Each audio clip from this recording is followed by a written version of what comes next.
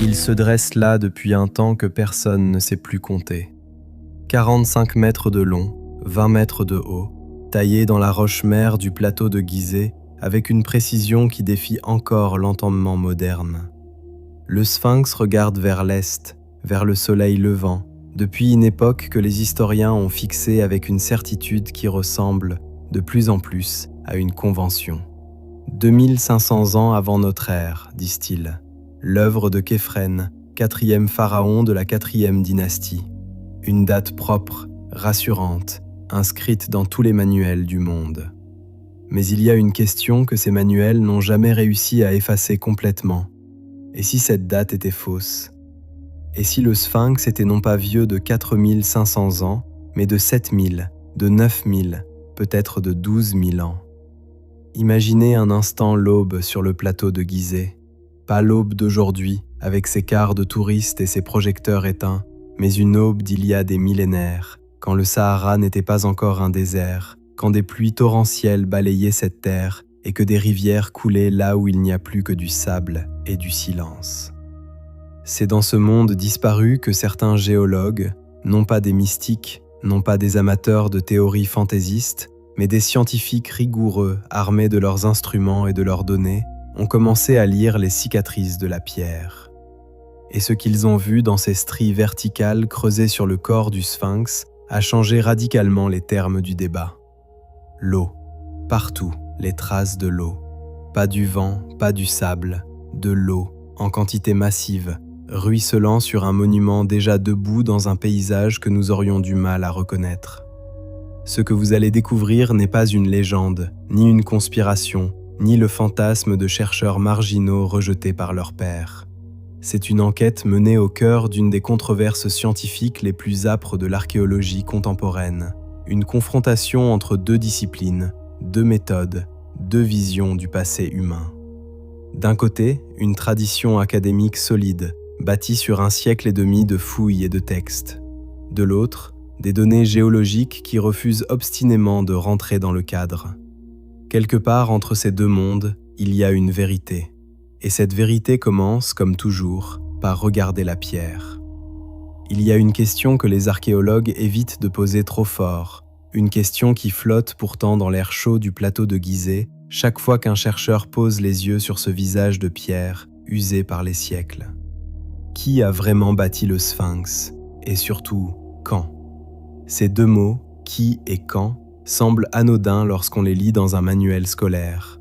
Mais lorsqu'on se tient au pied du colosse, lorsqu'on mesure l'écart vertigineux entre la taille de l'homme et celle de la bête de calcaire qui vous domine, ces deux mots prennent une toute autre dimension.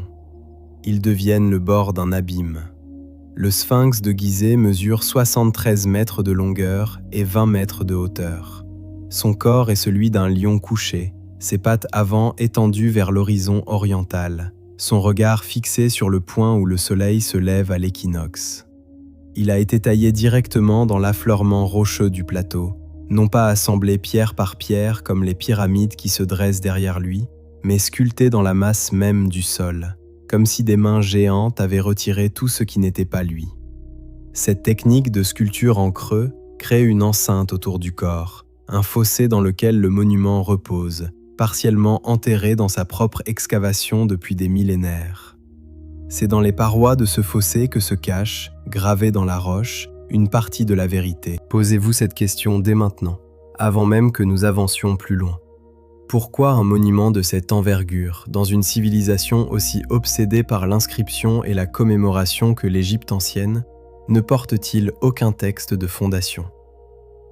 Les pyramides de Gizeh sont silencieuses, elles aussi sur ce point, c'est vrai. Mais les temples, les obélisques, les stèles, les tombeaux royaux débordent de cartouches, de dédicaces, de proclamations gravées pour l'éternité. Le pharaon qui bâtissait quelque chose voulait que l'univers entier, et les dieux avec lui, sachent son nom. Et pourtant, sur le sphinx, rien. Pas un hiéroglyphe taillé dans sa surface originale, pas une inscription qui dirait « Voici mon œuvre, voici mon règne, voici ma gloire ». Ce silence n'est pas un détail, c'est une anomalie qui aurait dû, depuis longtemps, arrêter davantage de spécialistes dans leur élan. La version que l'histoire officielle a retenue est celle-ci. Vers 2500 ans avant notre ère, sous le règne du pharaon Képhren, fils de Khéops et quatrième souverain de la 4e dynastie, le sphinx aurait été sculpté dans le cadre du grand complexe funéraire de Gizeh. L'argument principal tient à la proximité géographique. Le sphinx est aligné avec le temple funéraire de Képhren et une chaussée processionnelle relie les deux ensembles. On a longtemps cru également déceler une ressemblance entre le visage du colosse et les statues connues de ce pharaon, argument qui a depuis perdu beaucoup de sa force au fil des études comparatives plus rigoureuses. C'est cette version que l'on enseigne dans les universités, que l'on lit dans les encyclopédies et que répètent les guides touristiques au pied du monument depuis des générations. Mais voici ce que peu de gens savent vraiment. Cette attribution à Képhren ne repose sur aucun document contemporain de son règne. Elle a été proposée pour la première fois au XIXe siècle par l'égyptologue français Auguste Mariette, sur la base d'indices contextuels, la proximité du temple, un fragment de statue retrouvé dans les environs, et elle a ensuite été adoptée par la communauté scientifique avec une rapidité qui, rétrospectivement, surprend. Non parce que Mariette avait tort de formuler une hypothèse, mais parce que cette hypothèse est devenue, en l'espace de quelques décennies, un fait établi. Et les faits établis ont une propriété dangereuse, ils cessent d'être questionnés. Imaginez un instant la scène. Nous sommes en l'an 2500 avant notre ère, en plein cœur de l'ancien empire égyptien. Le plateau de Gizeh est un chantier colossal, bruyant, poussiéreux, traversé de milliers d'ouvriers qui déplacent des blocs de calcaire sous un soleil implacable. La grande pyramide de Khéops est achevée, ou presque, celle de Képhren est en cours. Et quelque part dans ce chaos organisé, des sculpteurs attaquent la roche pour en extraire un lion à visage humain qui fera 40 fois leur propre taille. C'est une image puissante, cohérente, qui s'inscrit parfaitement dans ce que nous savons de la puissance organisatrice de l'État pharaonique à cette époque. Elle est convaincante. Mais la pierre, elle, raconte autre chose. Lorsque les géologues ont commencé à examiner le corps du sphinx avec des yeux de géologues, c'est-à-dire en lisant les roches non pas comme des archéologues qui cherchent des signes humains, mais comme des scientifiques qui identifient des processus naturels, ils ont observé un profil d'érosion particulier sur les parois du fossé qui entoure le monument. Des stries verticales, des ondulations creusées dans la roche, des formes caractéristiques d'un seul agent géologique. L'eau de pluie ruisselant en grande quantité sur une longue période. Pas le vent, pas le sable, l'eau. Et l'eau, dans le Sahara actuel, ne tombe plus en quantité suffisante pour produire un tel résultat depuis au moins 7000 ans. Souvenez-vous de ce chiffre, 7000 ans. Nous y reviendrons. Ce premier constat géologique, à lui seul, ne renverse pas tout. La science fonctionne rarement par coups de tonnerre solitaire. Mais il ouvre une brèche, une fissure dans la chronologie officielle, et cette fissure va s'élargir au fil des années, alimentée par de nouvelles données, de nouvelles méthodes, de nouveaux regards venus d'horizons disciplinaires que l'égyptologie traditionnelle n'avait pas anticipés. La géologie, la paléoclimatologie, la sismologie, l'astronomie, toutes ces disciplines vont, l'une après l'autre, apporter leur propre pierre à un édifice alternatif dont les contours commencent à peine à se dessiner clairement. Et chaque nouvelle pierre posée soulève la même question fondamentale, celle qui résonne au pied du colosse depuis que les premiers explorateurs modernes n'ont déterré du sable au XVIIIe siècle. Et si tout ce que nous croyons savoir sur le sphinx était construit sur une fondation beaucoup moins solide qu'il n'y paraît? Vous allez comprendre pourquoi cette question n'est pas rhétorique. Elle est technique, précise, et ses implications dépassent de loin le seul cas du sphinx. Car si ce monument est réellement plus ancien que la civilisation égyptienne telle que nous la connaissons, alors c'est toute notre cartographie du passé humain qui doit être redessinée. Et cette cartographie, nous n'avons fait que commencer à l'effacer. Avant de débattre de l'âge du sphinx, avant de confronter les géologues aux égyptologues ou de peser les arguments des uns contre les certitudes des autres, il faut faire quelque chose que l'on fait rarement avec suffisamment de rigueur. Regarder le monument lui-même. Non pas ce qu'il représente, non pas ce qu'il symbolise, non pas ce que les textes anciens ou modernes en disent, mais ce qu'il est physiquement, matériellement, dans sa réalité de roche et de proportion. Car la pierre parle. Elle parle un langage que ni les hiéroglyphes ni les papyrus ne peuvent altérer. Et ce que le sphinx dit dans ce langage-là est bien plus troublant qu'on ne l'imagine généralement. Le corps du sphinx repose dans une excavation creusée à même le plateau calcaire de Gizeh, à environ 500 mètres à l'est de la pyramide de Képhren. Cette excavation, que les spécialistes appellent le fossé du sphinx, est une tranchée rectangulaire d'environ 70 mètres de long sur 20 mètres de large, dont les parois plongent à plusieurs mètres sous le niveau du plateau environnant. Le monument n'a donc pas été construit par accumulation, comme un bâtiment ordinaire. Il a été révélé par soustraction, sculpté dans la masse d'un promontoire naturel de calcaire que les bâtisseurs ont dégagé de part et d'autre pour faire apparaître la forme qu'ils cherchaient. Cette technique est fondamentale pour comprendre ce qui va suivre, parce qu'elle signifie que les parois du fossé et le corps du sphinx sont taillés dans la même roche continue et qu'ils ont donc été exposés aux mêmes conditions climatiques depuis le premier jour. La roche dans laquelle le sphinx a été sculpté n'est pas homogène. Le plateau de Gizeh est constitué de plusieurs couches de calcaire d'âge et de qualité différents, et cette stratigraphie interne a joué un rôle capital dans l'histoire du monument. La partie supérieure du corps, correspondant au dos et à la nuque, est taillée dans une couche de calcaire relativement dur et résistant. La partie médiane, qui forme le torse et les flancs, est sculptée dans une roche plus tendre, plus friable, plus vulnérable à l'érosion. La base du monument et les pattes avant, en revanche, ont en grande partie été restaurées dès l'Antiquité avec des blocs de calcaire rapportés, ce qui complique l'analyse des couches les plus basses. Cette hétérogénéité de la roche est un fait géologique objectif, documenté par plusieurs équipes indépendantes, et il va devenir l'un des éléments centraux du débat sur l'âge du monument. Regardez maintenant les parois du fossé. C'est là que la pierre commence à livrer ses secrets les plus dérangeants. Sur toute la hauteur des parois verticales qui encadrent le corps du sphinx, on observe des profils d'érosion caractéristiques, des ondulations creuses, des rainures verticales, des surfaces arrondies et lisses qui suivent le sens de la gravité. Ces formes ne ressemblent pas à ce que produit l'érosion éolienne, ce travail lent et horizontal du vent chargé de sable qui use les surfaces exposées en les polissant ou en les piquetant uniformément. Elles ressemblent, de manière frappante et précise, à ce que produit le ruissellement intense de l'eau de pluie sur une paroi rocheuse sur une très longue durée.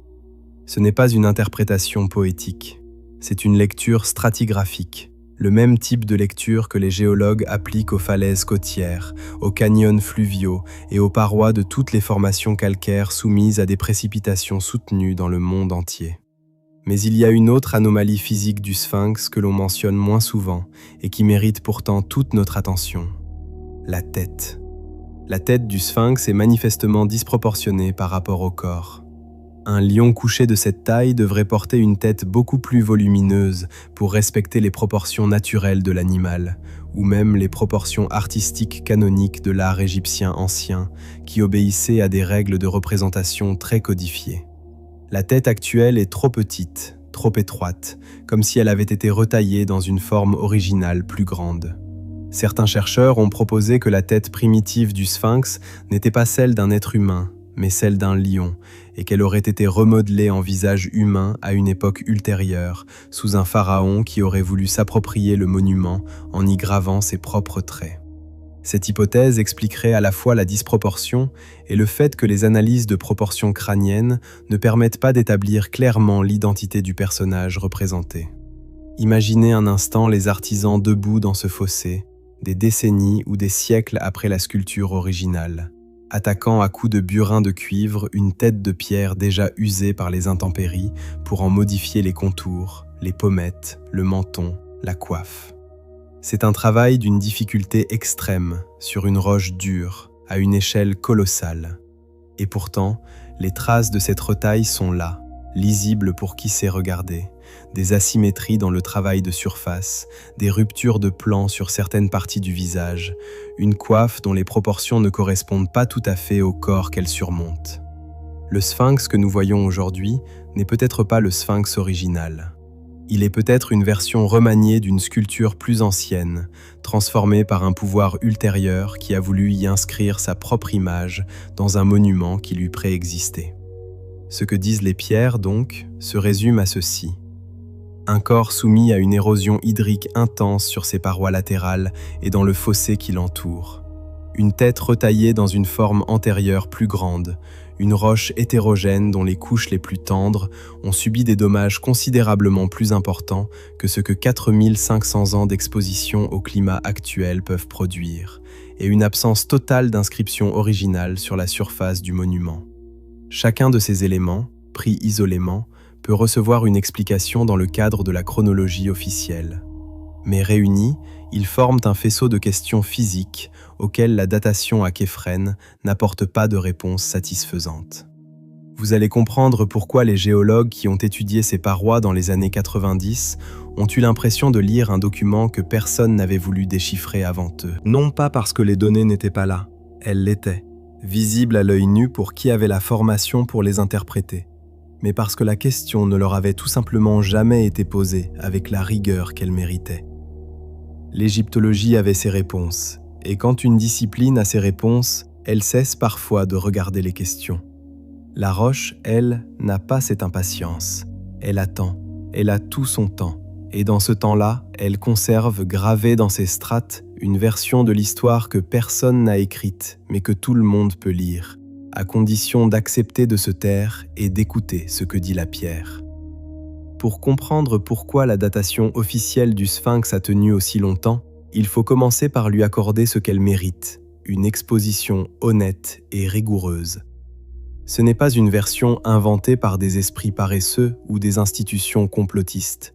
Elle repose sur 1,5 siècle de travail archéologique sérieux, sur des fouilles menées dans des conditions difficiles, sur des données réelles interprétées par des spécialistes qui connaissaient leur terrain mieux que quiconque. La comprendre pleinement, c'est aussi comprendre pourquoi elle a été si difficile à remettre en question, et pourquoi cette remise en question, lorsqu'elle est venue, a provoqué une réaction aussi violente dans les milieux académiques. L'argument central de la datation à Képhren est géographique et contextuel. Le sphinx n'est pas un monument isolé sur le plateau de Gizeh. Il s'inscrit dans un ensemble architectural cohérent qui comprend le temple dit du sphinx, directement au pied du monument, et le temple funéraire de Képhren, relié au premier par une chaussée de procession. Ces deux temples partagent un style de construction identique, de grands blocs de calcaire local revêtus de granit rose d'Assouan, sans décoration sculptée ni inscription, avec une architecture intérieure en forme de T caractéristique du règne de la 4e dynastie.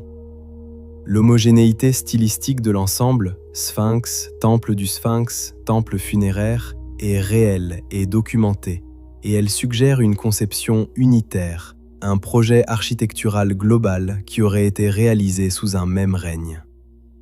Le deuxième argument est celui du contexte dynastique. La 4e dynastie, qui règne entre environ 2600 et 2500 ans avant notre ère, est la période de la plus grande concentration de puissance constructive jamais atteinte par l'Égypte ancienne.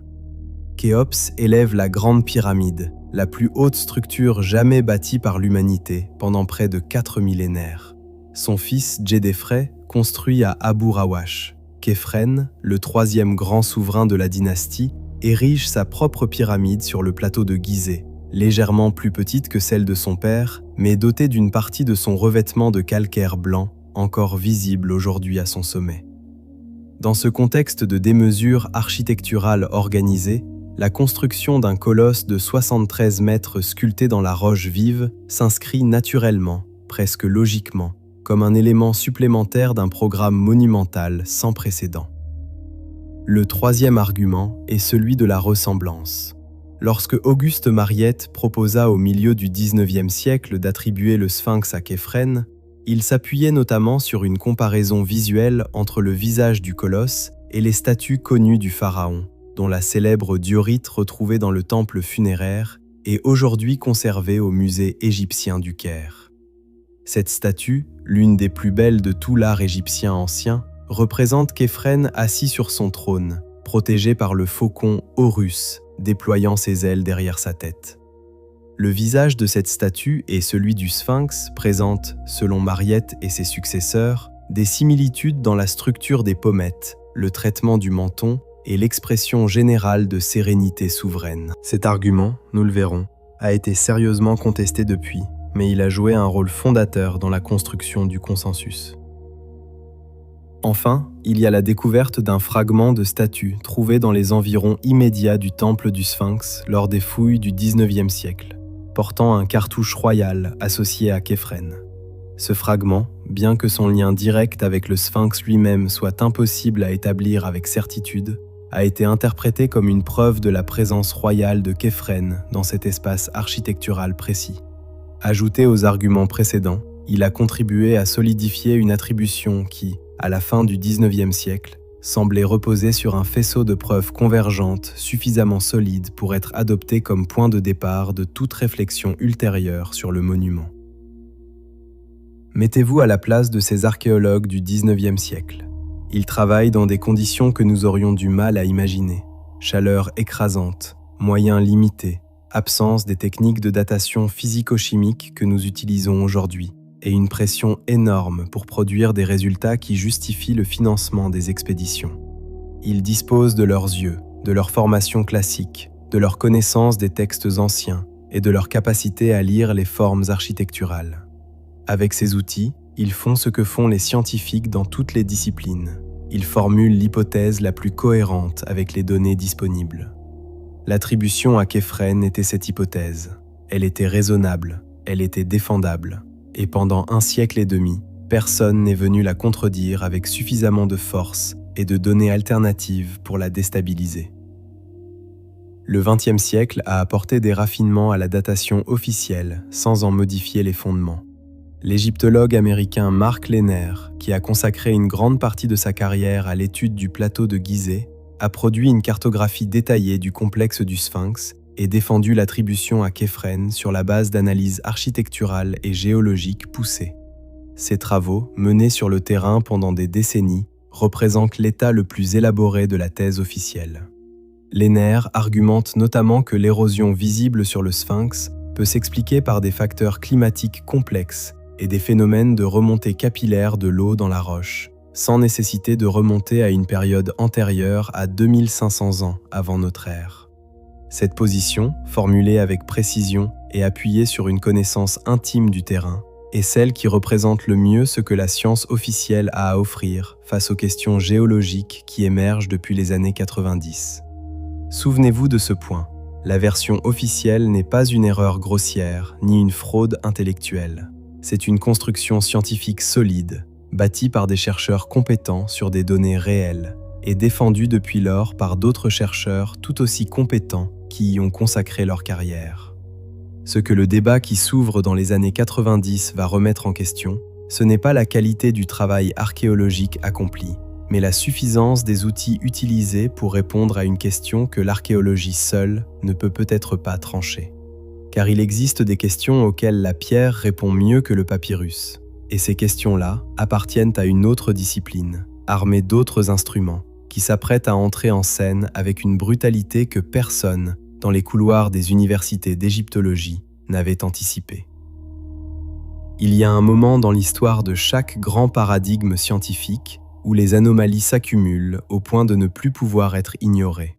Ce moment n'arrive jamais brusquement. Il arrive comme une fissure dans un mur. D'abord une ligne fine, presque invisible, que l'on peut choisir de ne pas voir. Puis une deuxième, parallèle à la première. Puis une troisième qui les recoupe. Et un jour, sans qu'un seul coup supplémentaire ait été porté, le mur s'effondre de lui-même, parce que la structure intérieure ne tenait plus.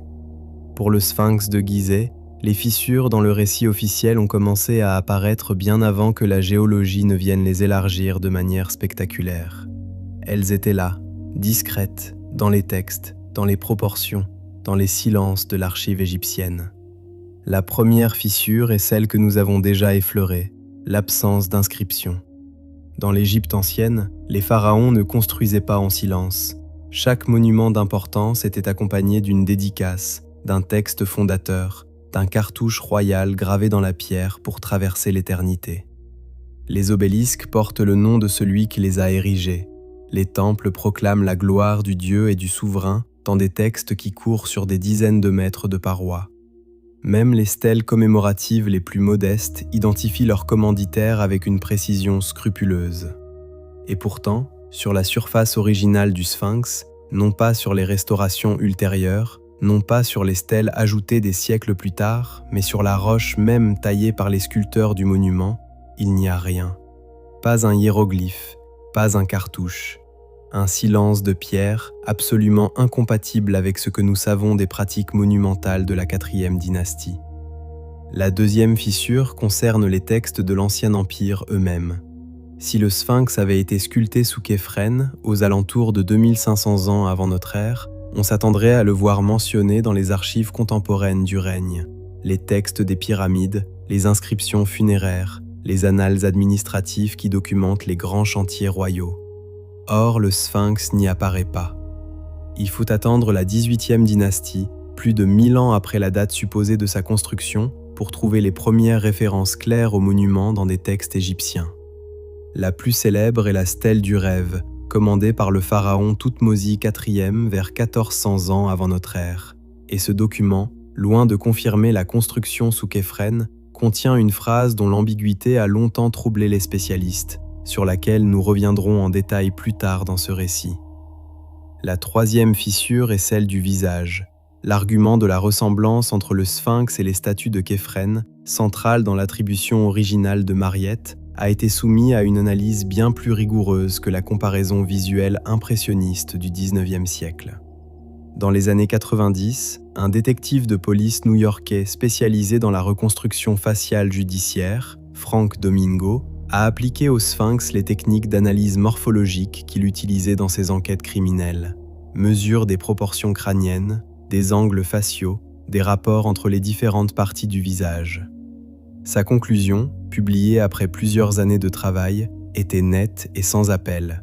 Le visage du Sphinx et le visage des statues connues de Képhren appartiennent à deux individus différents. Les structures osseuses sous-jacentes, telles qu'elles peuvent être inférées des surfaces sculptées, ne correspondent pas. Si l'on devait identifier le Sphinx comme le portrait d'un pharaon précis, ce pharaon n'est pas Képhren. Imaginez la portée de ce constat. L'un des trois piliers de l'attribution officielle, la ressemblance faciale, s'effondre sous l'examen d'une technique scientifique qui n'existait pas à l'époque où l'attribution a été formulée. Cela ne prouve pas que le Sphinx est plus ancien. Cela ne désigne pas non plus un autre pharaon comme commanditaire. Mais cela retire à la thèse de Képhren l'un de ses arguments les plus tangibles et les plus souvent cités. Celui qui permettait de voir dans le colosse non pas un monument anonyme, mais le portrait d'un souverain identifié. Sans ce portrait, sans inscription, sans mention contemporaine dans les archives, il reste quoi? La proximité géographique avec le temple funéraire et un fragment de statue dont le lien avec le Sphinx lui-même n'est pas établi directement. C'est mince, c'est très mince. La quatrième fissure est peut-être la plus subtile, et pourtant la plus révélatrice de toutes. Elle concerne le rapport des Égyptiens eux-mêmes à leur propre monument. Plusieurs textes du Moyen Empire et du Nouvel Empire, lorsqu'ils font allusion au Sphinx, utilisent des formulations qui suggèrent non pas la fierté du souvenir, ce que l'on attendrait d'une nation évoquant l'une de ses grandes réalisations, mais quelque chose qui ressemble davantage à la révérence de l'inconnu. Le Sphinx est désigné dans certains contextes comme une entité préexistante, un être dont les origines appartiennent à un temps antérieur, presque mythique. Ces formulations sont ambiguës, et les égyptologues ont depuis longtemps débattu de leur interprétation. Mais leur seule existence soulève une question inconfortable. Est-il possible que les Égyptiens du Nouvel Empire eux-mêmes ne sachent plus exactement qui avait sculpté le Sphinx, parce que cette sculpture était déjà si ancienne qu'elle avait précédé leur propre histoire écrite? Ce que peu de gens savent, c'est que cette question n'est pas une invention de chercheurs marginaux en quête de sensationnel. Elle a été posée, sous des formes diverses et avec des niveaux variables de prudence académique, par des chercheurs sérieux opérant à l'intérieur des institutions les plus respectables de l'égyptologie mondiale. Les réponses apportées ont toujours été prudentes, nuancées, rapidement recouvertes par le consensus dominant. Mais les questions, elles, n'ont jamais vraiment disparu. Elles ont continué à circuler dans les marges des congrès, dans les notes de bas de page des publications spécialisées, dans les conversations informelles entre chercheurs qui savaient que certaines choses ne se disaient pas trop fort si l'on voulait conserver sa réputation dans le milieu. Vous allez comprendre pourquoi tout cela change radicalement au début des années 90, lorsqu'un géologue de l'université de Boston monte sur le plateau de Gizeh avec ses instruments et ses carnets de terrain et commence à lire dans les parois du fossé du Sphinx une histoire que les égyptologues n'avaient pas les outils pour entendre. Pas parce qu'ils étaient incompétents, pas parce qu'ils refusaient de voir, mais parce que certaines questions ne peuvent être résolues qu'avec les instruments de la discipline qui sait les poser. Et la question de l'âge de la roche n'a jamais appartenu à l'archéologie. Elle appartient à la géologie. Et la géologie, sur le plateau de Gizeh, allait parler avec une clarté que personne ne pouvait plus ignorer. Au début des années 90, un homme monte pour la première fois sur le plateau de Gizeh avec un regard que personne n'avait posé sur ces pierres depuis des décennies, celui d'un géologue. Non pas un archéologue formé à lire les inscriptions et les styles artistiques, non pas un historien habitué à croiser les textes anciens, mais un spécialiste des roches, des strates et des processus d'érosion. Un homme dont le métier consiste précisément à décrypter ce que la pierre a enregistré des conditions climatiques passées. Cet homme s'appelle Robert Schoch. Il est professeur à l'université de Boston, spécialisé en géologie et géophysique, et il vient sur le plateau à l'invitation d'un chercheur indépendant qui l'a convaincu que les parois du fossé du Sphinx méritaient un examen sérieux. Ce qu'il va y trouver va déclencher l'une des controverses scientifiques les plus intenses de l'archéologie contemporaine.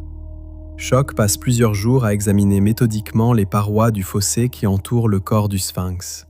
Il observe, mesure, photographie, prend des notes avec la précision systématique que sa formation impose.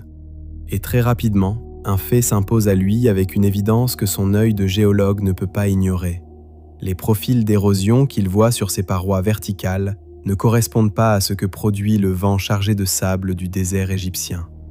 L'érosion éolienne travaille horizontalement, par abrasion progressive de la surface exposée, en produisant des surfaces lisses ou légèrement piquetées, des arêtes horizontales, des formes qui reflètent la direction des vents dominants.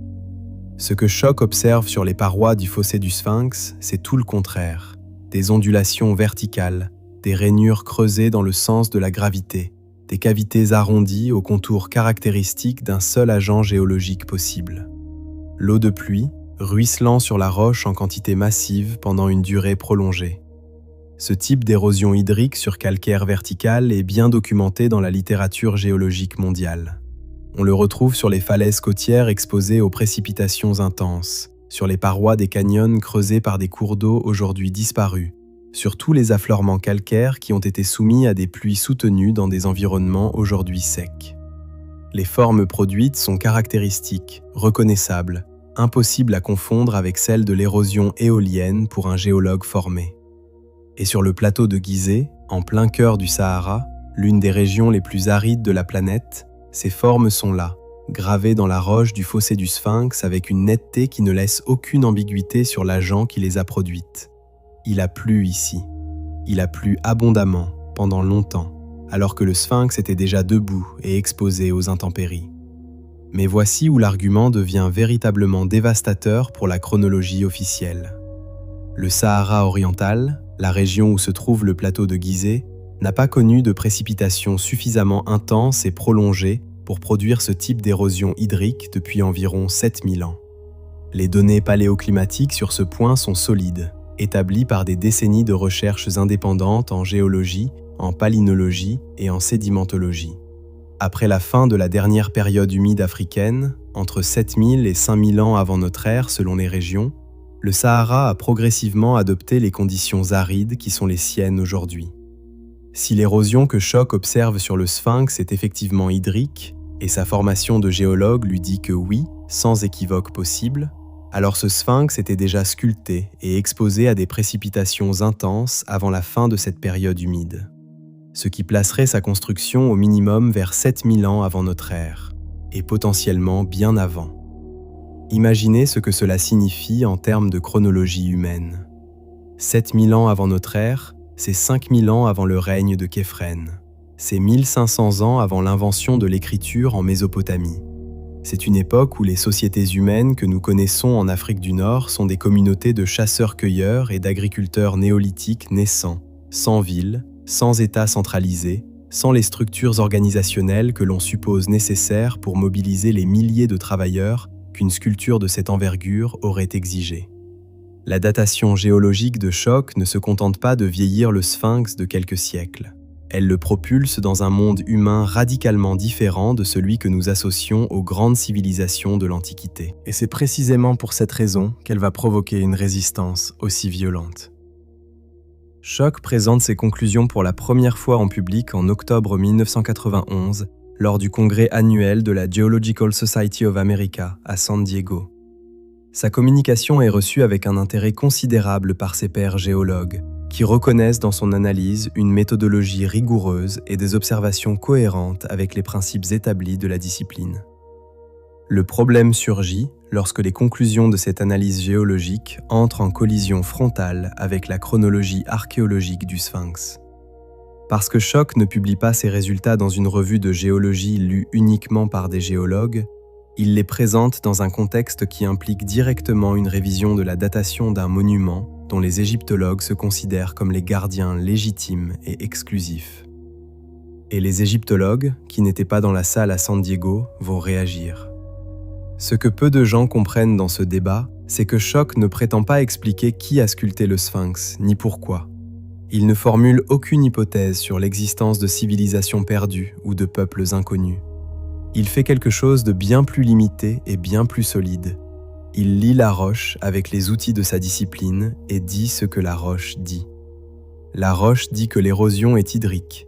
La roche dit que des précipitations intenses ont modelé ses parois pendant que le sphinx était déjà en place. La roche dit que cela s'est produit dans un passé plus ancien que ce que la chronologie officielle reconnaît. Choc ne va pas au-delà de ses conclusions. C'est suffisant pour tout changer. Et c'est suffisant pour déclencher une tempête. Il existe une vérité sur le Sahara que la plupart des gens n'ont jamais entendue et qui pourtant change radicalement la façon dont on doit lire l'histoire ancienne de toute la région méditerranéenne et nord-africaine. Le Sahara n'a pas toujours été un désert. Il n'a pas toujours été cette étendue de sable et de roches brûlées que nous connaissons aujourd'hui, ce vide climatique qui sépare l'Afrique subsaharienne du monde méditerranéen comme une muraille naturelle infranchissable. Il fut un temps, pas si lointain à l'échelle géologique, où ce même territoire était couvert de savanes herbeuses, traversé de rivières permanentes, ponctué de lacs dont certains atteignaient des dimensions comparables aux grands lacs africains actuels. Ce temps porte un nom dans la littérature scientifique, la période humide africaine, parfois appelée le Sahara vert. Et comprendre ce que cette période implique est absolument indispensable pour saisir la portée des arguments géologiques sur l'âge du Sphinx. La période humide africaine a débuté il y a environ 11 000 ans, à la fin du dernier maximum glaciaire, lorsque des modifications dans les paramètres orbitaux de la Terre ont provoqué un déplacement vers le nord de la mousson africaine. Cette mousson, qui aujourd'hui s'arrête approximativement au niveau du Sahel, pénétrait alors profondément dans ce qui est aujourd'hui le Sahara central, apportant des précipitations annuelles comparables à celles que reçoivent aujourd'hui les régions méditerranéennes. Les preuves de cette transformation climatique sont abondantes, convergentes et issues de disciplines multiples parfaitement indépendantes les unes des autres. Des sédiments lacustres prélevés au fond de lacs aujourd'hui asséchés au centre du Sahara, des pollens de plantes herbacées et arborées retrouvés dans des couches géologiques datées de cette période, des ossements d'hippopotames, de crocodiles et de buffles mis au jour dans des régions où aucun de ces animaux ne pourrait survivre aujourd'hui. Des peintures rupestres représentant des girafes, des éléphants et des troupeaux de bovins dans des zones aujourd'hui totalement arides. Sur le plateau de Gizeh lui-même, les traces de cette période humide sont inscrites dans la roche de manière indélébile. Des études sédimentologiques menées sur le plateau ont révélé des couches de dépôts alluviaux témoignant d'un ruissellement intense à une époque reculée. Les carrières de calcaire autour du complexe de Gizeh montrent des profils d'altération chimique qui ne peuvent se produire qu'en présence d'une humidité atmosphérique et de précipitations bien supérieures aux conditions actuelles. Et bien sûr, les parois du fossé du Sphinx portent ces stries verticales d'érosion hydrique que Robert Schoch a identifiées et documentées avec la précision de sa discipline. Toutes ces données racontent la même histoire. Pendant des millénaires, cette région a reçu des pluies abondantes.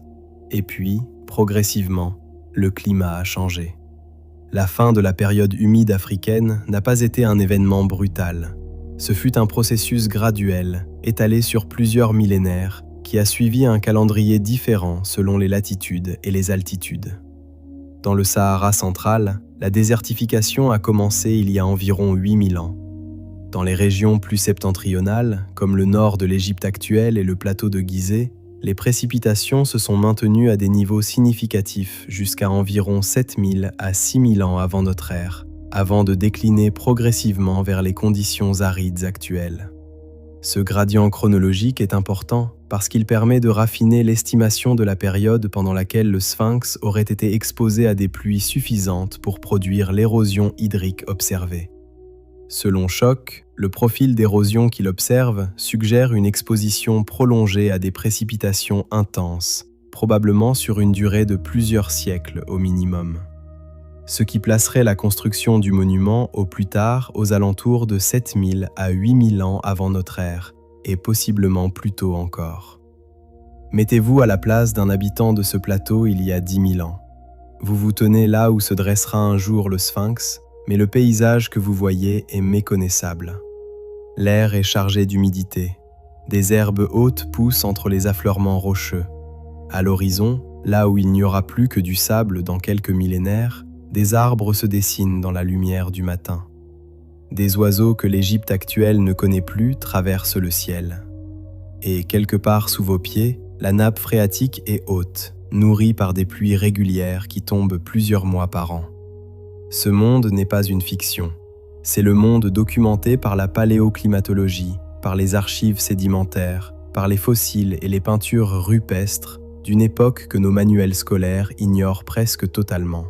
Parce qu'elle précède l'écriture et donc, dans notre conception conventionnelle de l'histoire, elle précède l'histoire elle-même. L'argument climatique de Schoch a une solidité particulière parce qu'il ne repose pas sur une seule observation isolée. Il s'inscrit dans un cadre paléoclimatique établi indépendamment par des dizaines d'équipes de recherche sur plusieurs continents, qui n'avaient aucun intérêt dans le débat sur l'âge du Sphinx et qui n'ont jamais prétendu contribuer à cette question. Ces chercheurs ont documenté la période humide africaine pour comprendre les dynamiques climatiques globales, la circulation des moussons, l'histoire de la végétation et de la faune saharienne. Leurs données convergent toutes vers le même calendrier. Le Sahara nord-oriental était significativement plus humide qu'aujourd'hui, jusqu'à environ 7000 ans avant notre ère. Schoch n'a fait qu'appliquer ce cadre établi à une observation géologique locale. La conclusion s'impose d'elle-même, sans qu'il soit nécessaire de forcer le raisonnement. Ce que peu de gens réalisent, c'est que cet argument climatique place les défenseurs de la chronologie officielle dans une position inconfortable qui dépasse largement la seule question du Sphinx. Si le monument a été sculpté avant la fin de la période humide africaine, alors la question n'est plus simplement de savoir quel pharaon l'a commandé. La question devient « Quelle société, dans l'Afrique du Nord de 9000 ou 10 000 ans avant notre ère, disposait de la capacité technique, de l'organisation sociale et de la vision architecturale nécessaires pour concevoir et réaliser une sculpture colossale de 73 mètres de long dans la roche vive d'un plateau calcaire ?» Cette question, posée dans ces termes, n'a pas de réponse simple, et c'est précisément parce qu'elle n'en a pas que certains préfèrent ne pas la poser. Mais la roche, elle, continue de porter ses stries verticales, indifférentes aux préférences des uns et des autres, gravées par une eau qui est tombée sur ce plateau bien avant que quiconque ait songé à écrire l'histoire. En février 1992, lors d'une session spéciale organisée dans le cadre du congrès annuel de l'American Association for the Advancement of Science à Chicago, deux disciplines se retrouvent face à face dans une salle de conférence pour débattre d'une question qui n'aurait jamais dû être aussi explosive. Quel âge a le sphinx de Gizeh? D'un côté de la table, Robert Schoch, géologue, armé de ses photographies, de ses relevés de terrain et de ses analyses pétrographiques. De l'autre, l'égyptologue Mark Lehner, l'un des spécialistes du plateau de Gizeh les plus respectés au monde, qui a consacré des décennies à cartographier et à analyser le complexe dans ses moindres détails. Ce débat public, retransmis et commenté dans plusieurs médias scientifiques, est l'un des rares moments de l'histoire académique récente où une controverse réelle entre disciplines a été jouée à visage découvert, sans les habituelles précautions rhétoriques qui adoucissent les désaccords dans les revues spécialisées. Ce qui s'y dit est révélateur, non seulement sur la question du sphinx, mais sur la manière dont la science gère ses propres contradictions.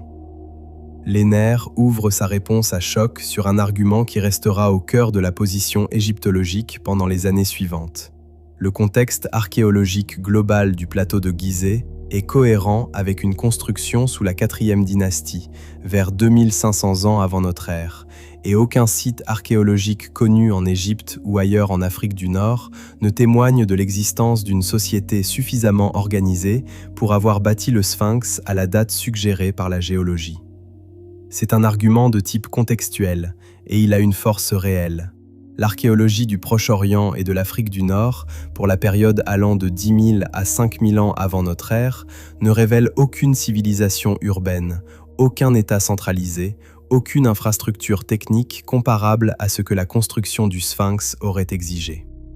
Si Schoch a raison sur la géologie, alors quelque chose d'absolument inconnu de l'archéologie actuelle a existé. Et cette invisibilité archéologique totale est pour Lehner un argument suffisant pour douter de la conclusion géologique. Schoch répond à cet argument avec une précision qui mérite d'être entendue dans son intégralité. Il fait valoir que son rôle de géologue n'est pas d'expliquer qui a sculpté le sphinx, ni de réconcilier ses conclusions avec l'état actuel du dossier archéologique. Son rôle est de lire les roches et de dire ce qu'elles disent.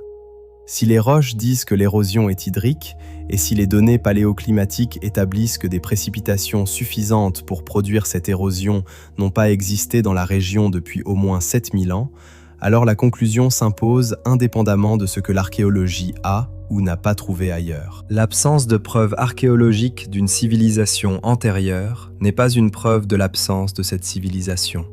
C'est simplement l'état actuel de nos fouilles, lesquelles ne couvrent qu'une fraction infime du territoire potentiellement concerné. Ce raisonnement est méthodologiquement solide, et plusieurs géologues présents dans la salle le reconnaissent publiquement.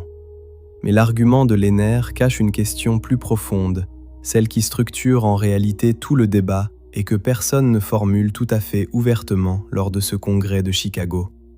Cette question est la suivante.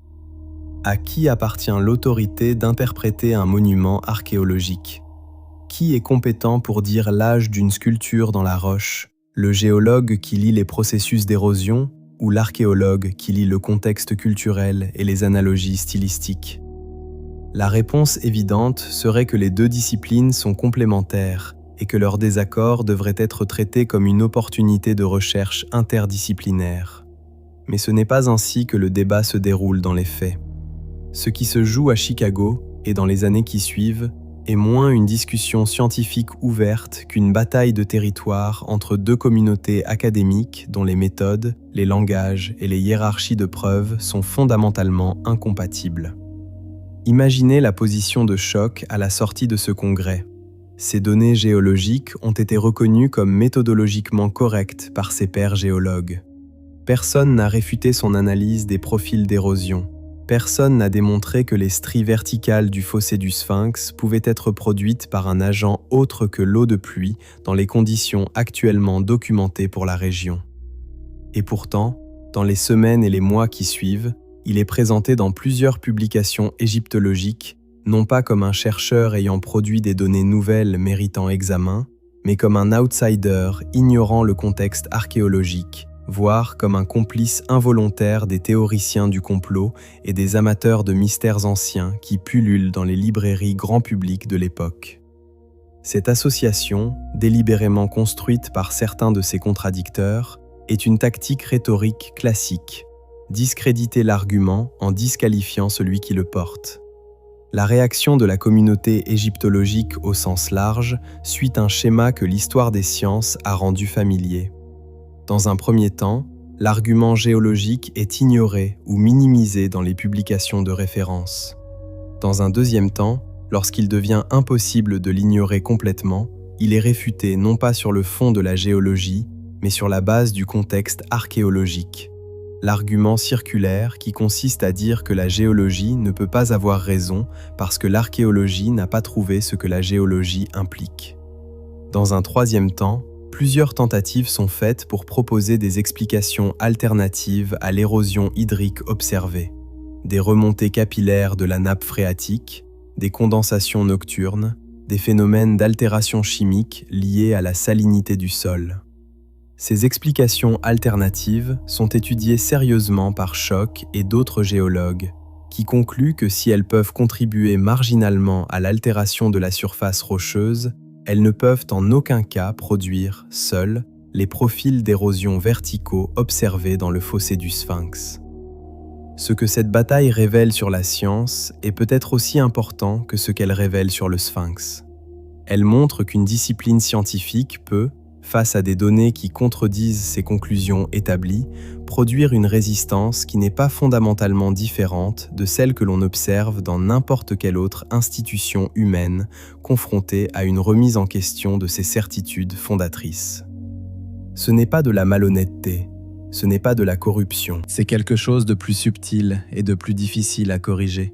La difficulté structurelle que prouve tout système de connaissances à intégrer des données qui invalident non pas un détail périphérique, mais une hypothèse centrale sur laquelle repose une architecture entière de conclusions interdépendantes.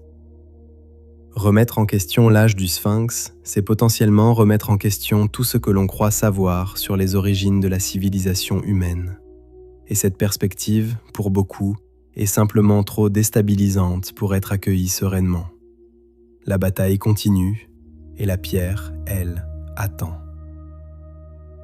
Entre les pattes avant du Sphinx, protégée par le corps colossal du monument qui la surplombe depuis des millénaires, se dresse une stèle de granit rose dont peu de visiteurs remarquent l'existence au milieu de la majesté écrasante du colosse.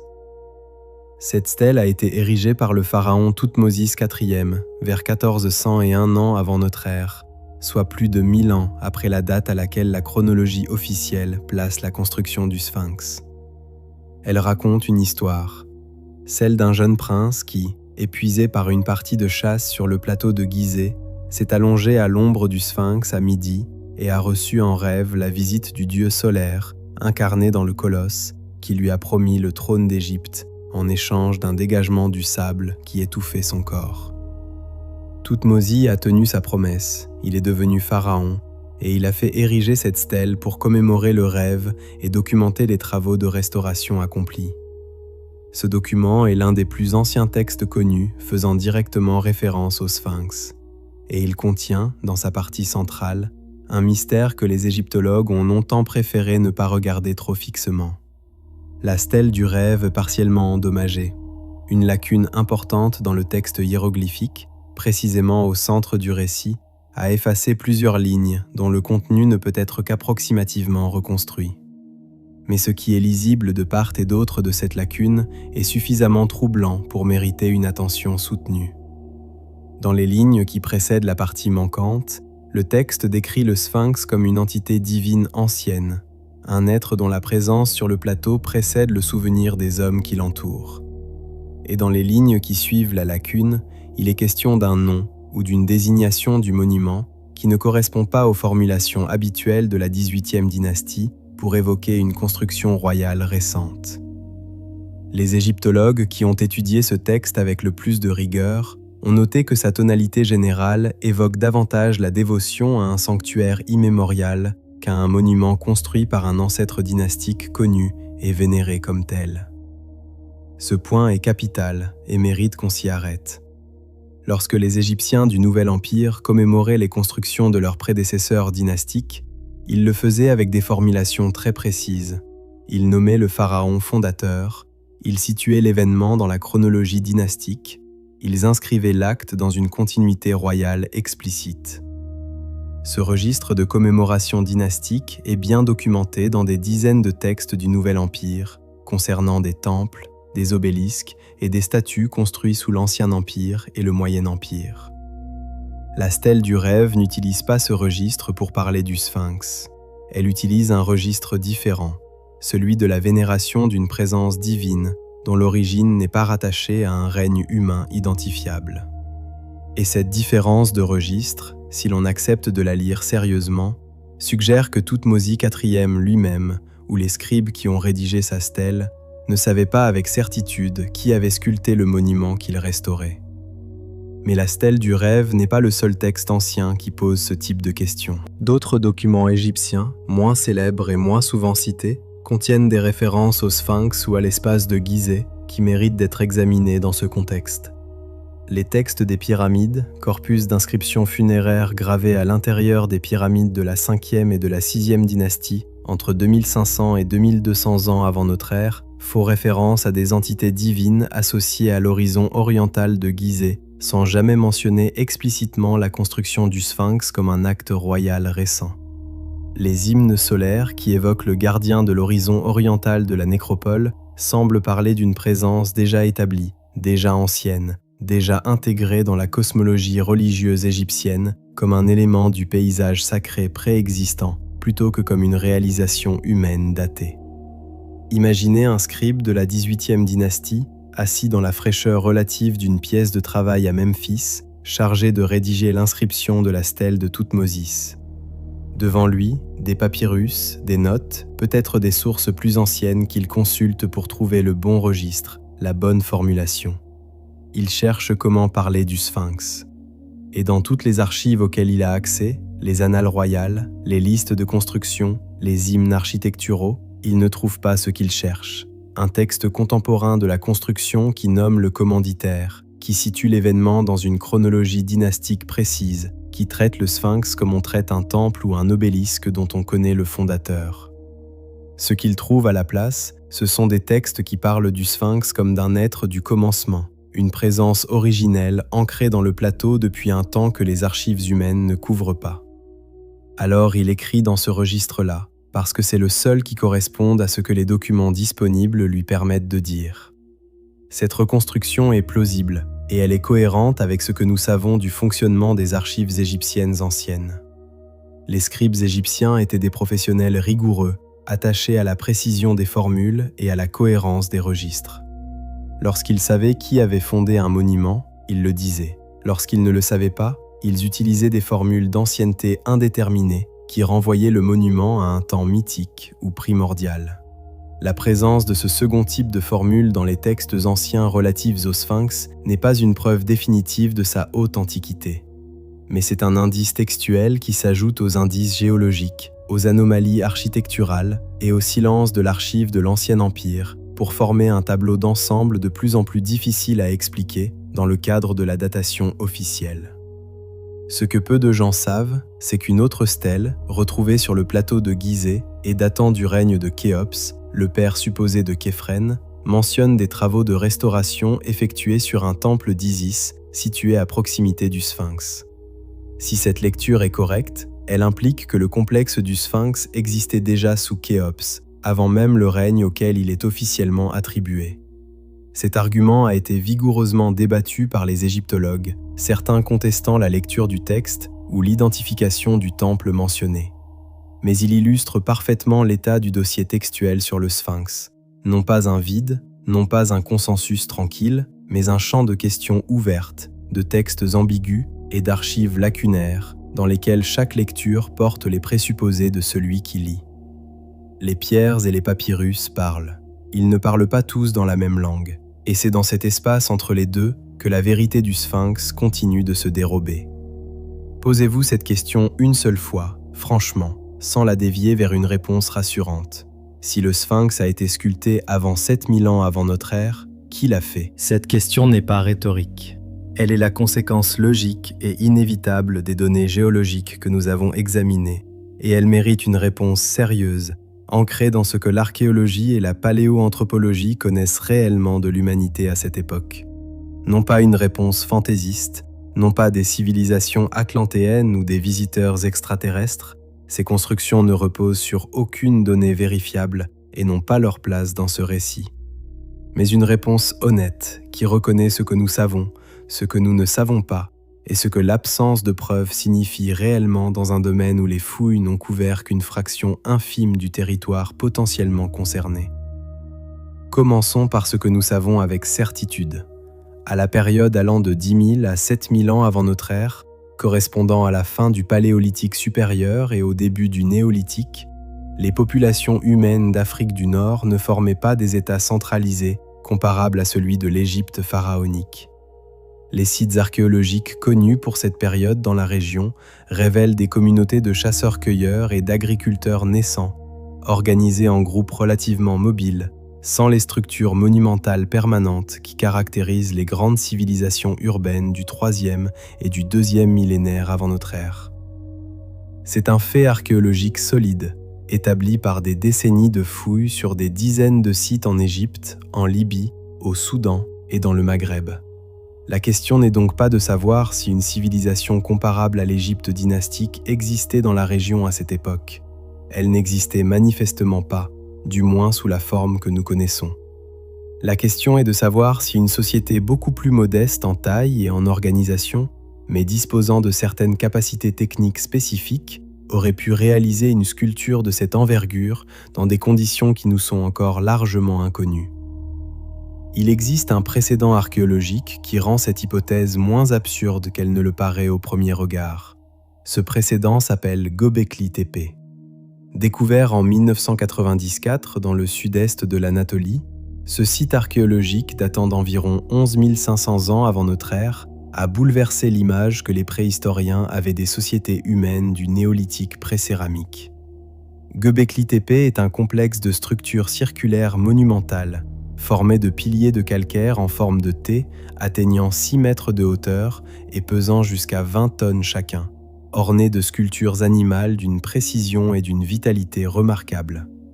Il a été érigé par des communautés de chasseurs-cueilleurs qui ne pratiquaient pas encore l'agriculture de manière systématique, qui ne vivaient pas dans des villes permanentes et dont on n'avait jusqu'alors aucune raison de supposer qu'elles pouvaient mobiliser les ressources humaines et techniques nécessaires à une construction de cette ambition.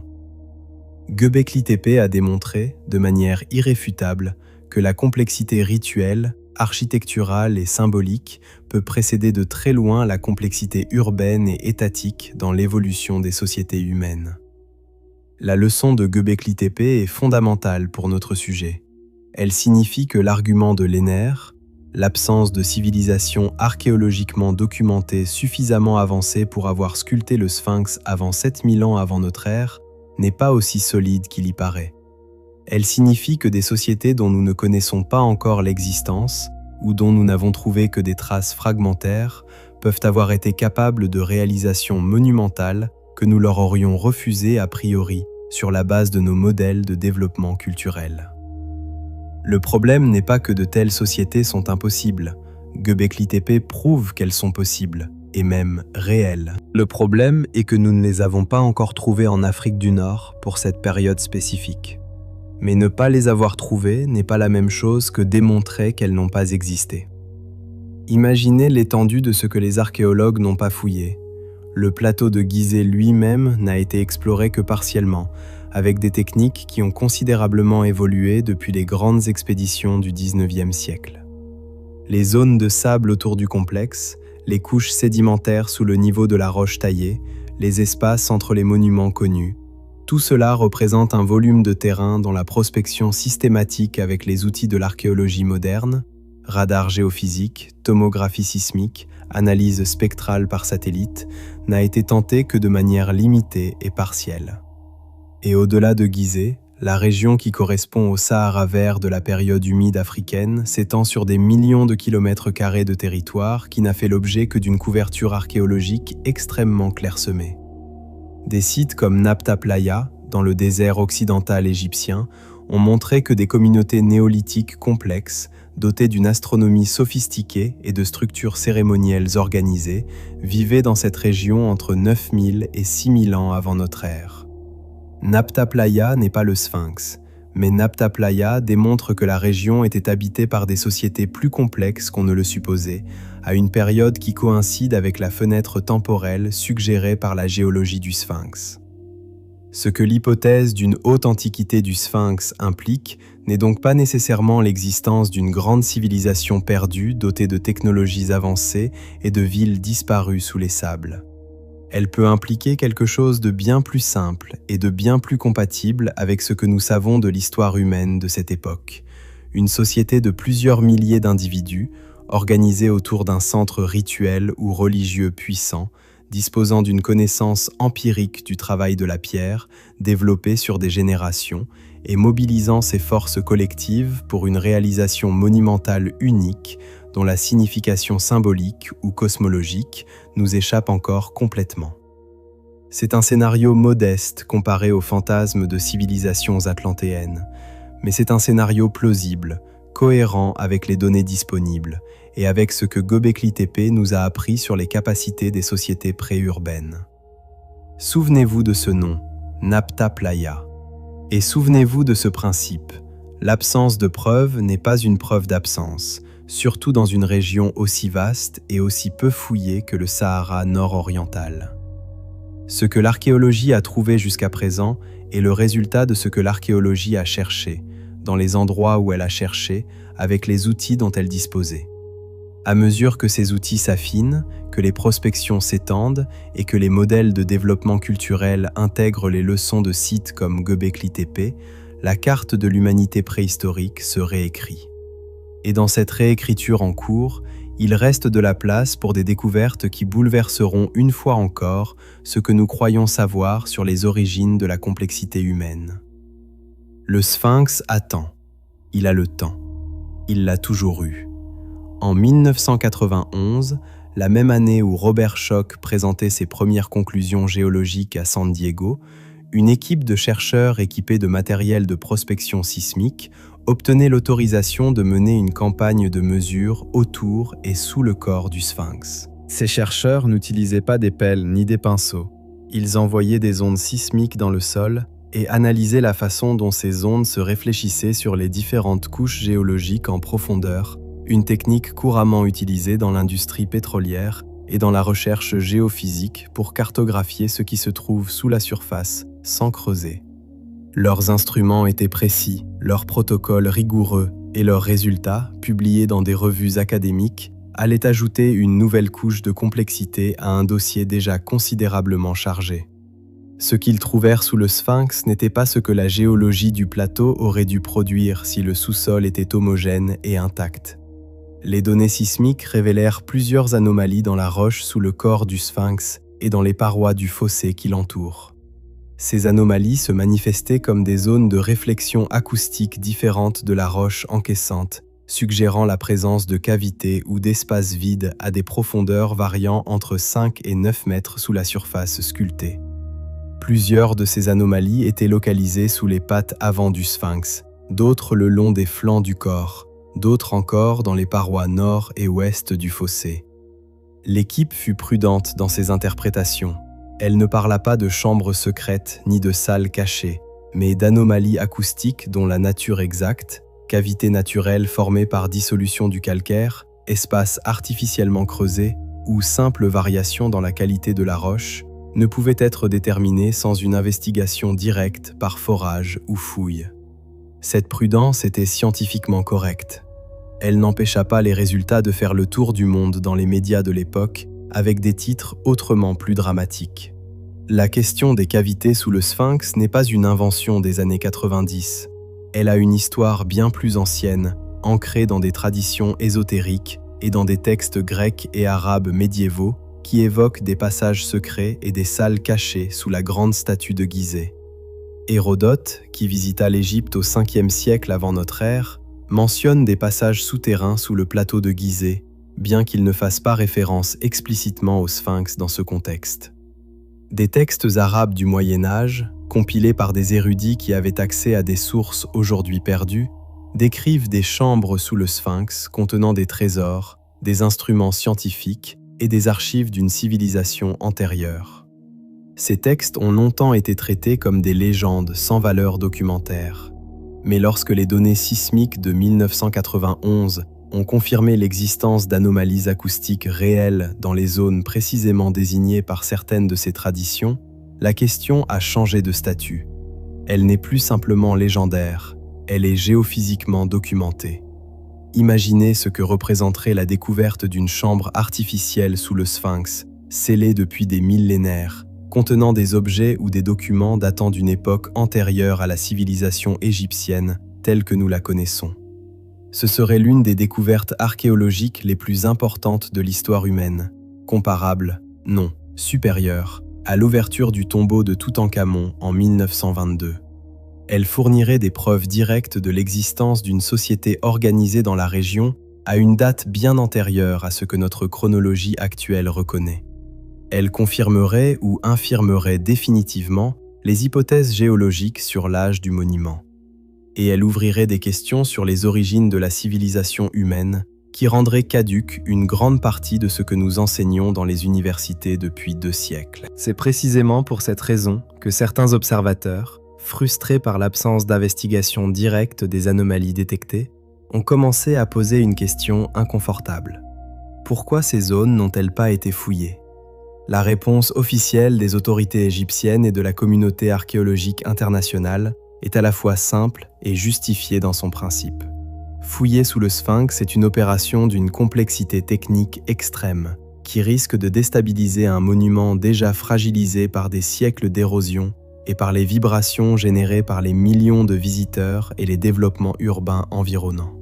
Le Sphinx a été restauré à de nombreuses reprises. Ses blocs de revêtement sont en partie consolidés avec des mortiers modernes, et toute intervention invasive dans sa structure de base requiert une préparation et une expertise que les campagnes de fouilles ordinaires ne permettent pas d'assurer.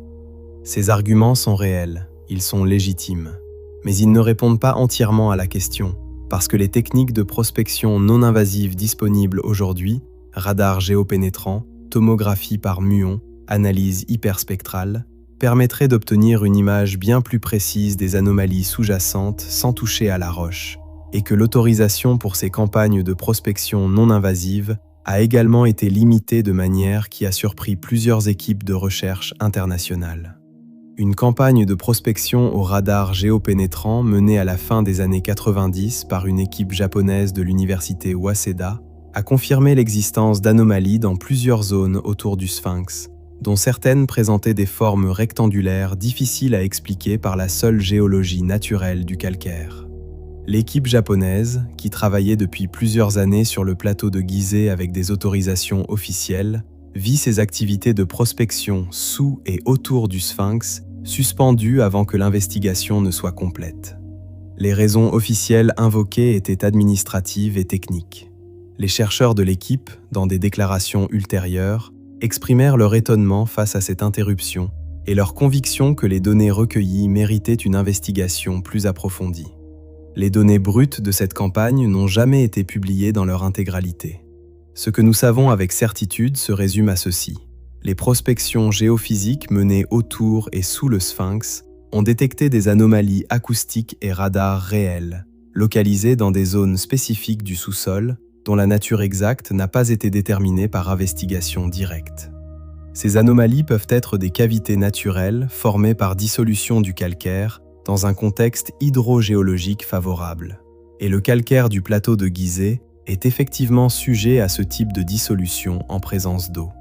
Elles peuvent aussi être, en partie ou en totalité, des espaces artificiellement creusés à une époque indéterminée.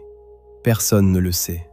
Et personne ne le saura tant qu'une investigation directe et complète n'aura pas été autorisée et menée avec les standards de l'archéologie moderne. Ce n'est pas un mystère entretenu artificiellement, c'est simplement une question ouverte, documentée par des données réelles, en attente d'une réponse que seule la pierre peut donner, si on lui en accorde enfin la permission.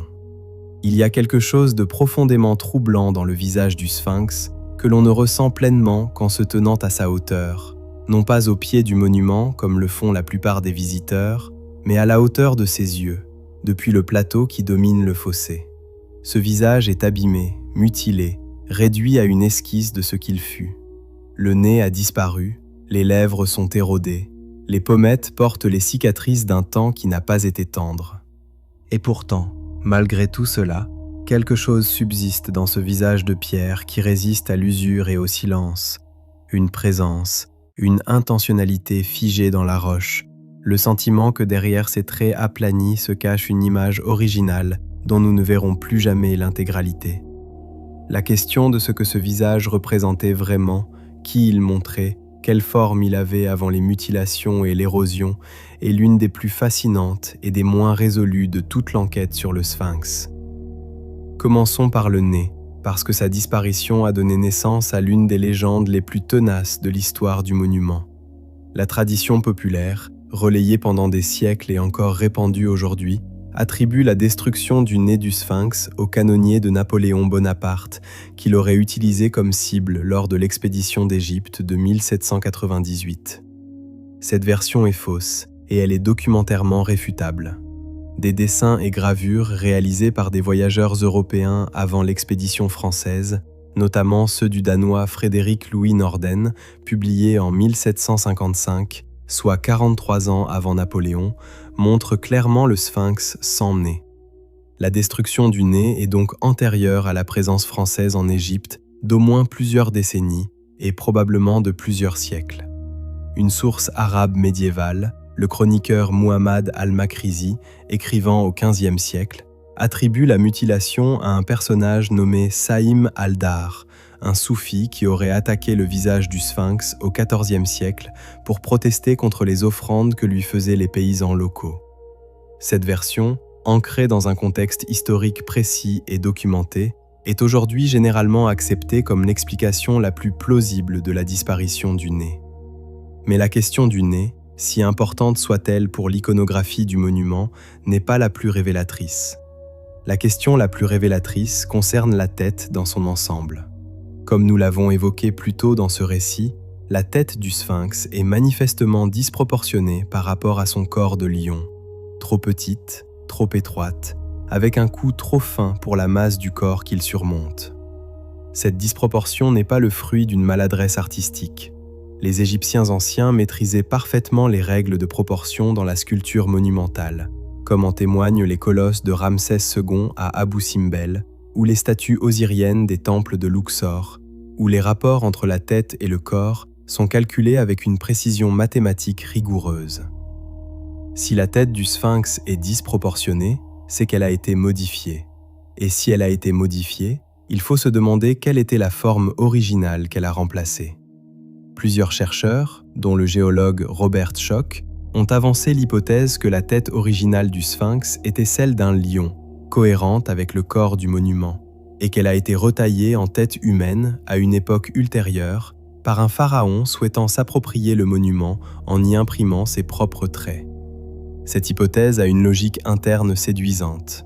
Un sphinx à tête de lion serait un monument cohérent dans sa conception animale totale, une figure du lion solaire que l'on retrouve dans des contextes rituels et cosmologiques à travers tout le Proche-Orient ancien. La retaille de cette tête en visage humain aurait réduit son volume, expliquant la disproportion actuelle, et aurait effacé l'image originale au profit d'un portrait royal. Cette opération ne serait pas sans précédent dans l'histoire de l'art égyptien. Plusieurs pharaons ont fait retailler des statues de prédécesseurs pour y substituer leurs propres traits, pratique bien documentée notamment sous Ramsès II, qui fut un réutilisateur particulièrement prolifique de monuments antérieurs. Imaginez les sculpteurs royaux au pied du colosse, debout sur des échafaudages de bois, leur burin de cuivre dans une main et leur maillet de diorite dans l'autre, attaquant une tête de lion déjà ancienne pour en modifier les contours selon les canons du portrait royal de leur époque. Le travail est délicat, difficile, rendu plus complexe encore par la taille monumentale de la surface à sculpter et par l'état d'érosion d'une roche déjà exposée depuis longtemps aux intempéries. Ils doivent enlever de la matière sans en ajouter, réduire le volume d'une tête déjà existante pour en dégager les traits d'un visage humain spécifique. Le résultat inévitable d'une telle opération est exactement ce que nous observons aujourd'hui, une tête dont les proportions ne correspondent pas au corps, parce que la tête originale était plus grande, et dont le visage ne ressemble à aucun portrait royal connu de manière convaincante, parce que les sculpteurs travaillaient dans les contraintes d'une forme préexistante qu'ils ne pouvaient que diminuer, jamais amplifier. Les analyses de proportions crâniennes appliquées au sphinx par plusieurs équipes indépendantes ont produit des résultats qui soutiennent l'hypothèse d'une retaille. Le rapport entre la largeur du visage et sa hauteur, la position des yeux par rapport au front et au menton, l'angle de la mâchoire, tous ces paramètres s'éloignent des canons de la sculpture égyptienne dynastique d'une manière qui suggère que l'artiste qui a taillé ce visage travaillait sous contrainte, dans un espace et un volume définis par une forme antérieure qu'il ne contrôlait pas entièrement. Ce n'est pas la preuve d'une retaille, c'est sa trace probable, lisible dans les rapports géométriques du visage pour qui sait les mesurer. Un visage sculpté librement dans une roche vierge par des artistes égyptiens de la 4e ou de toute autre dynastie ne présenterait pas ces contraintes-là. Ce que le visage perdu du sphinx nous dit, en définitive, est peut-être la chose la plus importante que ce monument ait à dire. Il a été transformé. Il n'est pas aujourd'hui ce qu'il était à l'origine. Entre sa forme première et ce que nous voyons, il y a eu des mains humaines, des outils, des décisions politiques ou religieuses qui ont modifié l'image que quelqu'un, à une époque reculée, avait voulu inscrire dans la roche du plateau de Gizeh pour qu'elle dure jusqu'à la fin du monde. Ces mains ont effacé quelque chose, elles ont substitué quelque chose, et ce qu'elles ont effacé, nous ne le reverrons jamais avec certitude. Mais les traces de cet effacement sont là, dans les proportions, dans les ruptures de surface, dans la disproportion d'une tête trop petite sur un corps trop grand. Le sphinx nous regarde depuis des millénaires avec un visage qui n'est peut-être pas le sien. Et cette seule idée devrait suffire à nous rappeler que l'histoire que nous lisons dans les monuments est toujours, en partie, l'histoire de ceux qui les ont réécrits. Le plateau de Gizeh n'est pas seulement le site des 3 grandes pyramides et du sphinx. C'est un complexe architectural d'une densité et d'une cohérence qui défie encore l'analyse complète. Un territoire sacré dont les relations internes, entre monuments, entre axes, entre orientations célestes, n'ont pas toutes été élucidées malgré 1 siècle et demi d'archéologie intensive. Regarder Gizeh uniquement à travers le prisme du sphinx, c'est regarder une phrase en ignorant le texte qui l'entoure. Et lorsqu'on élargit le regard pour embrasser l'ensemble du plateau, des connexions apparaissent qui posent de nouvelles questions sur la conception originale du complexe, sur le moment où cette conception a été élaborée et sur ce que les bâtisseurs, quels qu'ils fussent, avaient à l'esprit lorsqu'ils ont choisi cet endroit précis, cette orientation précise, ces proportions précises pour inscrire leurs œuvres dans le paysage. L'axe d'orientation du sphinx est le premier élément de cet ensemble qui mérite une attention particulière. Le monument regarde vers l'est, vers le point de l'horizon où le soleil se lève à l'équinoxe de printemps. Cette orientation équinoxiale est précise, documentée, et elle n'est pas accidentelle dans une civilisation qui accordait à l'astronomie solaire une importance rituelle et architecturale fondamentale. Mais ce que certains astronomes et archéo-astronomes ont remarqué va plus loin que la simple orientation solaire. À l'époque que les données géologiques de choc suggèrent pour la construction du sphinx, aux alentours de 10 500 ans avant notre ère, le point de levée héliaque de l'équinoxe de printemps coïncidait, en raison de la précession des équinoxes, avec la constellation du Lion.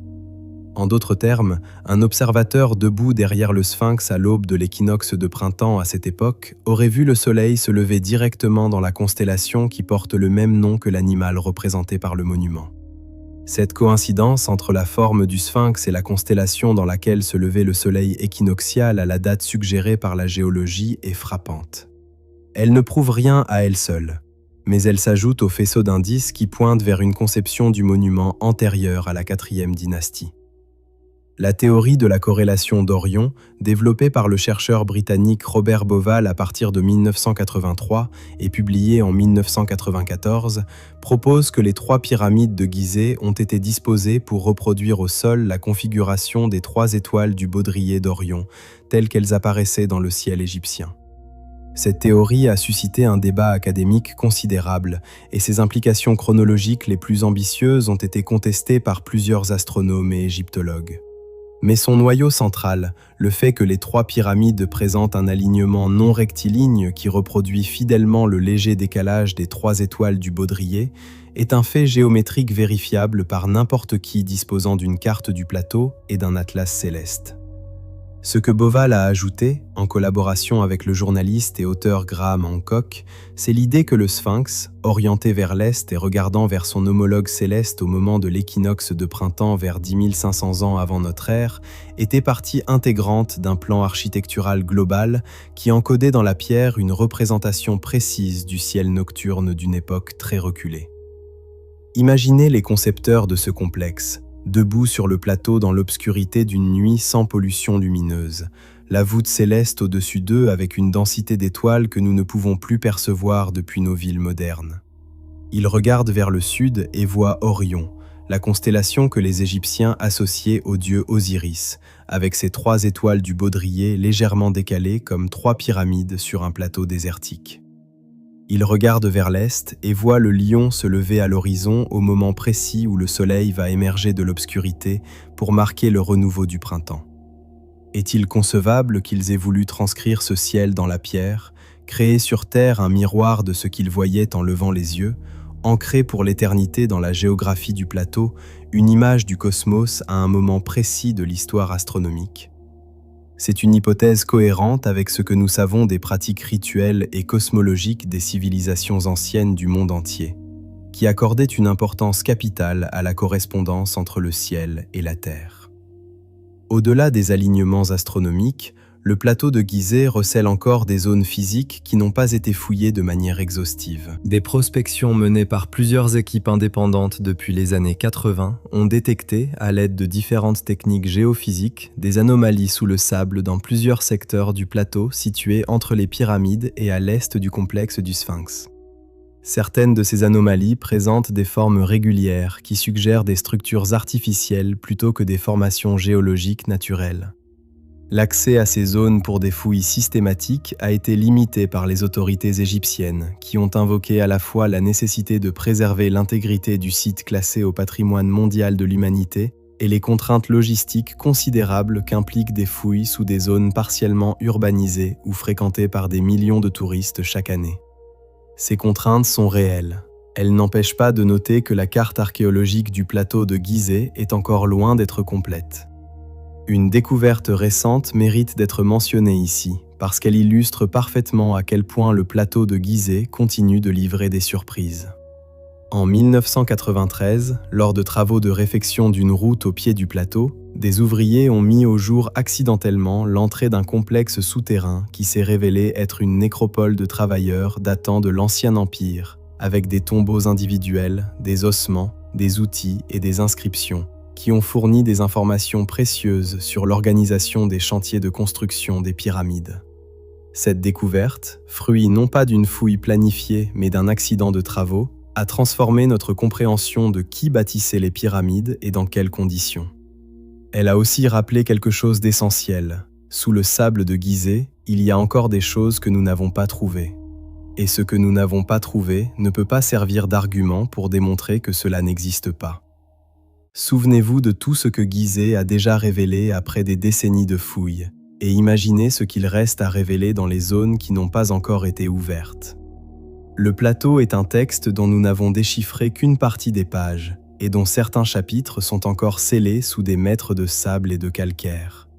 Ce que ces chapitres contiennent, des structures, des archives, des objets, des indices sur l'âge et l'identité des bâtisseurs du Sphinx, nous ne le savons pas encore. Mais nous savons qu'ils sont là. Les instruments géophysiques nous l'ont dit. La roche nous l'a dit à sa manière. Et si l'histoire de l'archéologie nous a appris une seule chose avec constance, c'est que le sol récompense toujours, tôt ou tard, ceux qui acceptent de creuser là où la terre dit qu'il y a quelque chose à trouver. Nous sommes revenus au point de départ, au pied du colosse, dans la lumière oblique du matin, face à ce visage mutilé qui regarde l'horizon depuis un temps que personne ne sait plus compter avec certitude.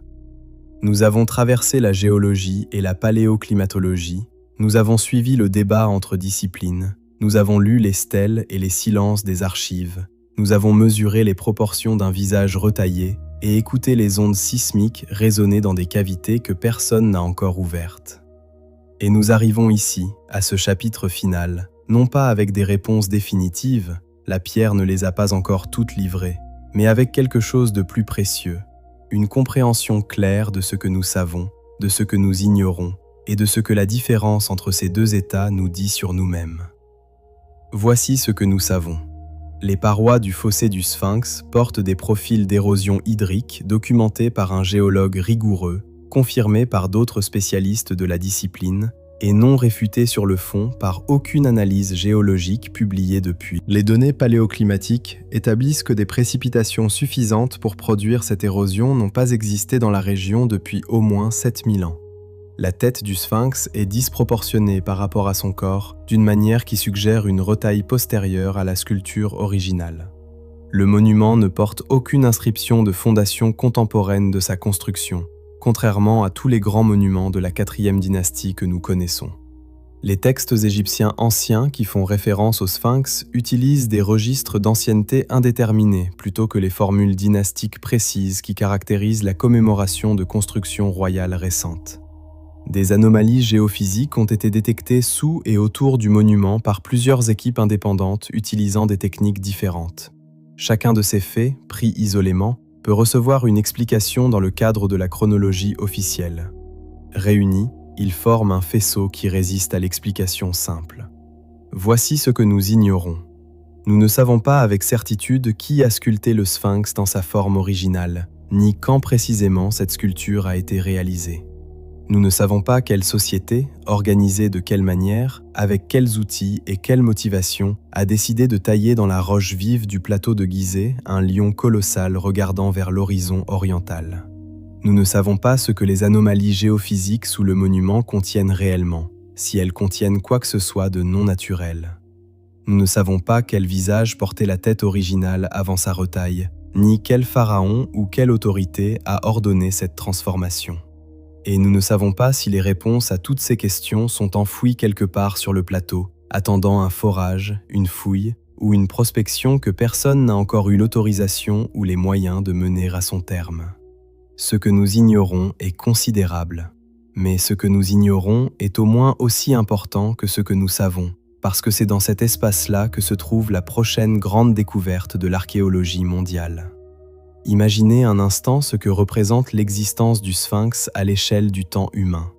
Si la datation géologique est correcte et que le monument remonte à 9 ou 10 000 ans avant notre ère, alors il a été sculpté avant l'invention de l'écriture, avant les premières villes de Mésopotamie, avant l'agriculture systématique en Afrique du Nord, avant tout ce que nous appelons communément la civilisation.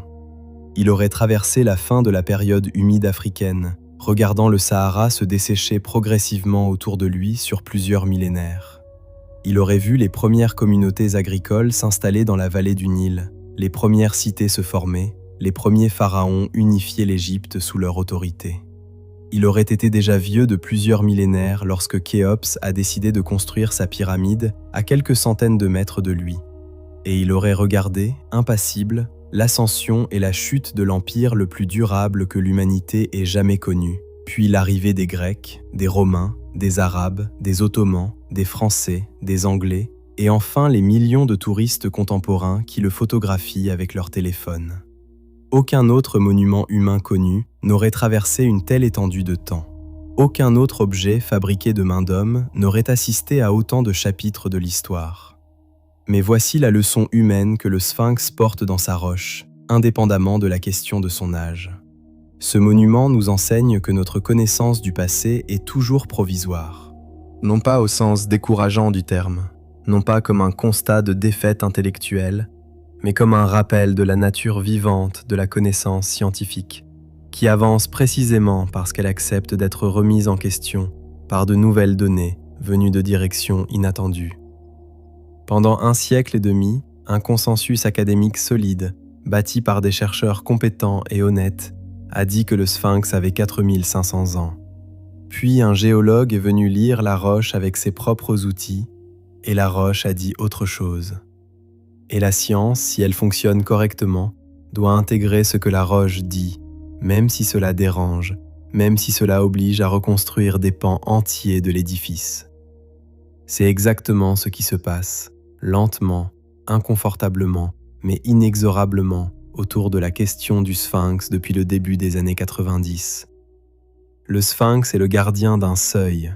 Dans la mythologie égyptienne, le Sphinx, créature à corps de lion et à tête humaine, était une figure de passage, un être qui marquait la frontière entre deux mondes, entre le connu et l'inconnu, entre le domaine des vivants et celui des morts, entre le temps humain et le temps des dieux.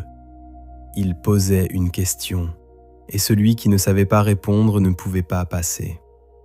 Cette fonction symbolique prend, dans la lumière de tout ce que nous venons de traverser ensemble, une résonance particulièrement profonde. Le Sphinx de Gizeh pose encore une question. Il la pose depuis qu'il existe, à tous ceux qui se sont arrêtés devant lui avec suffisamment de silence et d'honnêteté intellectuelle pour l'entendre. La question n'est pas celle de son âge. La question est plus large, plus vertigineuse. Jusqu'où remonte réellement l'histoire humaine ? Que savons-nous vraiment de ce que les hommes et les femmes qui nous ont précédés étaient capables de concevoir, de construire, de perdre et d'oublier ? La réponse à cette question se trouve peut-être sous nos pieds, scellée dans des cavités que les instruments ont détectées et que les mains n'ont pas encore ouvertes.